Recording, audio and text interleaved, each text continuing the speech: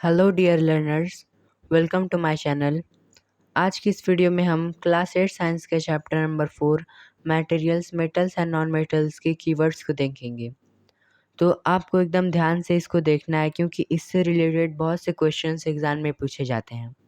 Okay, तो चलिए बिना किसी देर के जल्दी से वीडियो को स्टार्ट करते हैं। सबसे पहले कीवर्ड है atom. The smallest unit of an element is atom. तो किसी भी एलिमेंट की जो सबसे स्मॉलेस्ट यूनिट होती है उसको हम एटम बोलते हैं। अब आप ये सोच रहे होंगे कि एलिमेंट क्या होता है, तो एलिमेंट अभी हम आगे देखेंगे। अभी बस आप इतना याद रखिए कि किसी भी एलिमेंट की जो सबसे स्मॉलेस्ट यूनिट होती है उसको हम एटम बोलते हैं। Okay, clear. आगे देखिए, conductor. A conductor is a material which allows heat or electricity to move through it. तो एक कंडक्टर ऐसा मटेरियल होता है जो कि ये अलाउ करता है कि इलेक्ट्रिसिटी या फिर हीट इसके अंदर से फ्लो हो सके। ठीक ना, समझ में आया? चलिए एक बार और देखिए। सपोज़ कीजिए कि ये एक वायर है और ये वायर मेटल का बना है। तो जब हम यहाँ पर इलेक्ट्रिसिटी प्रोवाइड करेंगे तो इलेक्ट्रिसिटी फ्लो होकर यहाँ तक चली आएगी। तो इसका मतलब ये होगा कि जो मेटल का वायर है वो इलेक्ट्रिसिटी को कंडक्ट करता है। अगर उसी की जगह अगर यहाँ पर वुड होती और अगर हम यहाँ पे इलेक्ट्रिसिटी या फिर हीट को प्रोवाइड करते हैं तो वो फ्लो होके यहाँ पे नहीं आती। तो इसी को कहा जाता है कंडक्टर। ओके, अब अगला देखिए, डिस्प्लेसमेंट रिएक्शन।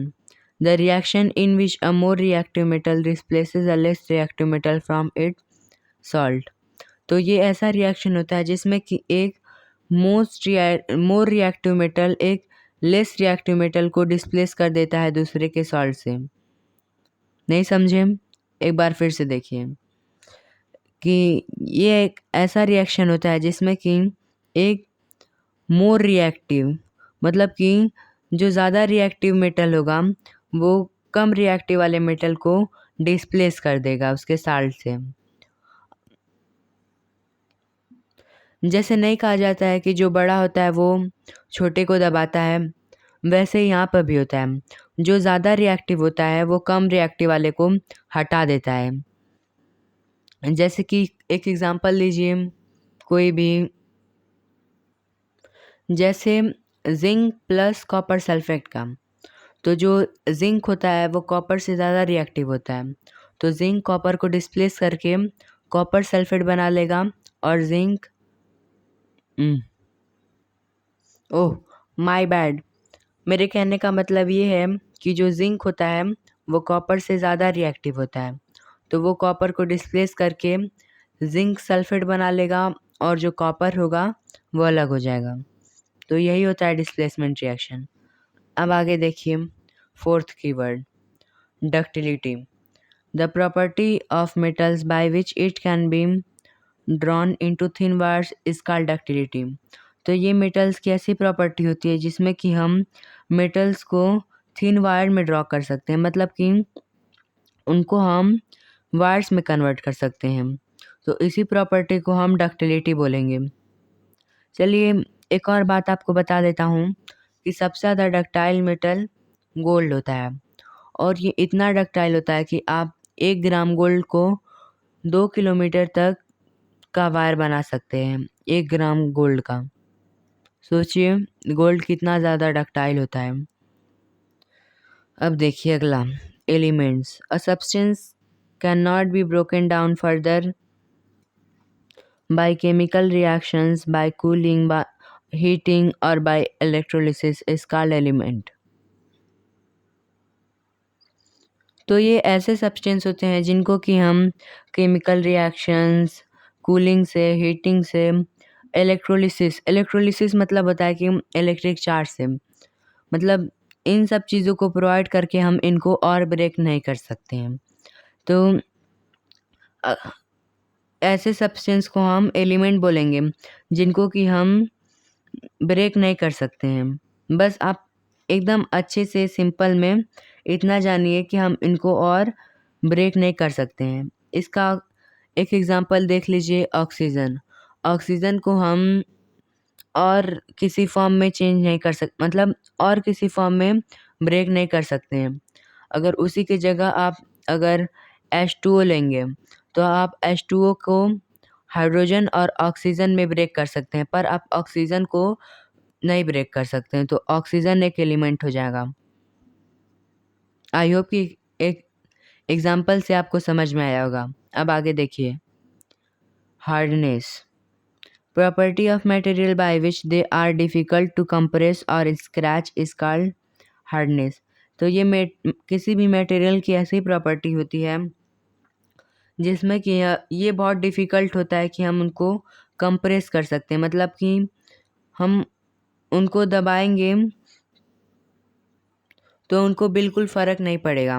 कहने का मतलब सीधा सीधा यही है कि जब हम उनको कंप्रेस करेंगे तो पहली बात तो उनको कुछ फ़र्क नहीं पड़ेगा, और दूसरी बात ये बहुत डिफ़िकल्ट होता है उनको कंप्रेस करना।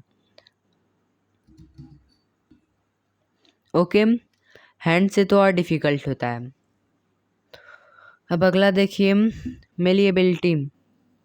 The property of metals by which they can be beaten into thin sheets. तो ये मेटल्स की ऐसी प्रॉपर्टी होती है जिसमें कि हम मेटल्स को बीट करके थिन शीट्स में कन्वर्ट कर सकें, तो उसको हम क्या बोलेंगे? मैलिएबिलिटी। जैसा कि आप लोगों ने ऑब्ज़र्व किया होगा कि जो हमारे घरों में आयरन नेल्स होती हैं, जब हम उनको बीट करते हैं वो मतलब टूटती नहीं है, वो और एक्सपेंड करती हैं। तो इसी प्रॉपर्टी को हम क्या बोलेंगे? मैलिएबिलिटी।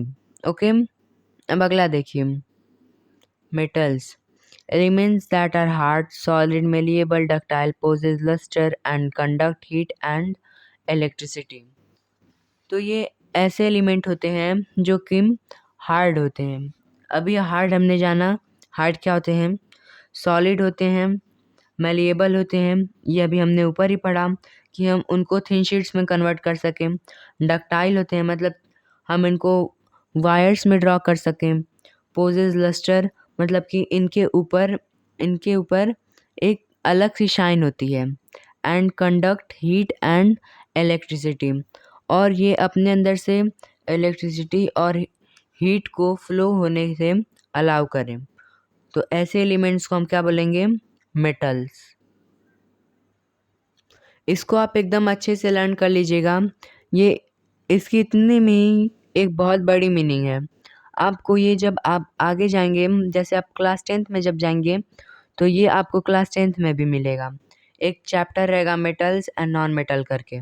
तो इस चैप्टर को आपको एकदम ध्यान से पढ़ना है, क्योंकि जब हमारे बेसिक्स क्लियर होंगे तब हमको आगे जाकर दिक्कत नहीं होगी। ओके, अब अगला देखिए, metalloids. Materials that possess the characteristics of both metals and non-metals are called metalloids। तो ये ऐसे मटेरियल होते हैं कि जो कि कभी मेटल की कैरेक्टरिस्टिक शो करेंगे, कभी नॉन मेटल की शो करेंगे, तो इनको मेटलॉइड्स हम बोलेंगे। ये इनकी कुछ कैरेक्टरिस्टिक्स मेटल जैसी होती हैं, कुछ नॉन मेटल जैसी होती हैं। ओके, तो यही है एकदम सिंपल सा, आपको बहुत ज़्यादा समझने की कोई ज़रूरत नहीं है।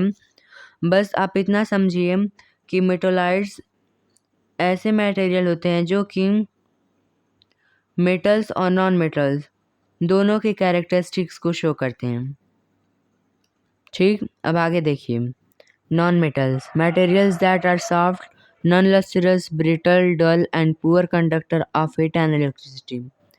तो ये ऐसे मटेरियल होते हैं जो कि सॉफ्ट होते हैं, नॉन लस्टरस होते हैं, मतलब इनके अंदर शाइन नहीं होती है, ये डल होते हैं। ब्रिटल, मतलब कि जब हम इनको हैमर करेंगे तो ये पाउडरी मास में कन्वर्ट हो जाएंगे, मतलब ये,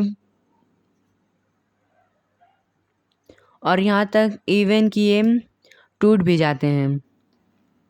डल होते हैं, इनके अंदर मतलब शाइन नहीं होती है, मतलब एकदम डल होते हैं। And poor conductors of heat and electricity, और ये इलेक्ट्रिसिटी और हीट के पुअर कंडक्टर होते हैं। ये अपने अंदर से हीट और इलेक्ट्रिसिटी को फ्लो होने के लिए अलाउ नहीं करते हैं। इनके अंदर से हीट और इलेक्ट्रिसिटी पास नहीं हो सकती। तो ऐसे मटेरियल्स या फिर ऐसे एलिमेंट्स को हम नॉन मेटल बोलेंगे। अब लास्ट देखिए, sonorous. Metals produce ringing sound when they struck hard. By this property metals are called sonorous. तो आपने ये देखा होगा कि जब मेटल्स किसी चीज़ से टकराते हैं तो वो अलग सी मतलब एक रिंगिंग साउंड को प्रोड्यूस करते हैं। तो उसी प्रॉपर्टी को मतलब इसी रिंगिंग साउंड को प्रोड्यूस करने वाले प्रॉपर्टी को सोनोरिटी कहा जाता है, और इसी प्रॉपर्टी की वजह से मेटल्स को सोनोरस कहा जाता है। ठीक ना, समझ में आया? सारी कीवर्ड्स बहुत सिंपल थी, तो आई होप कि सभी कीवर्ड्स आपको एकदम अच्छे से क्लियर होंगी। अगर कोई आपको नहीं समझ में आई है तो आप मुझसे कमेंट में बता सकते हैं, मैं आपको जल्द से जल्द रिप्लाई करने की कोशिश करूँगा। ओके, तो अब मिलते हैं नेक्स्ट वीडियो में नेक्स्ट टॉपिक के साथ। Good bye.